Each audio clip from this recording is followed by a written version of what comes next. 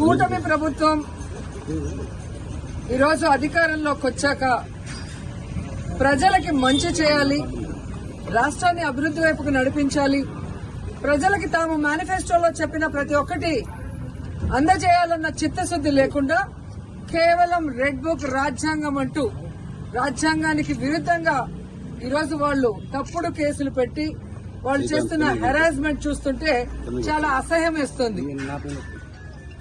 ఈరోజు వైఎస్ఆర్ కాంగ్రెస్ పార్టీ నాయకుల మీద కేసులు పెట్టి వాళ్ళని అరెస్ట్ చేసి కోర్టుకు తీసుకువెళ్లి కోర్టులో బెయిల్ ఇచ్చే లోపల ఇంకో పోలీస్ స్టేషన్ లో ఇంకో కేసు పెట్టి మళ్లీ ఇంకో కోర్టుకు తీసుకెళ్తాం, అక్కడి నుంచి బయటకు వస్తే మళ్లీ ఇంకో కోర్టులో కేసు పెట్టి ఇంకో చోటుకు తీసుకెళ్తాం.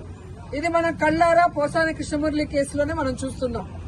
అలా చాలా మంది మీద కూడా జరుగుతున్న విషయాన్ని ప్రజలు తెలుసుకోవాలి. ఎందుకంటే సుప్రీంకోర్టు క్లియర్ గా మార్గదర్శకాలు ఇవ్వడం జరిగింది.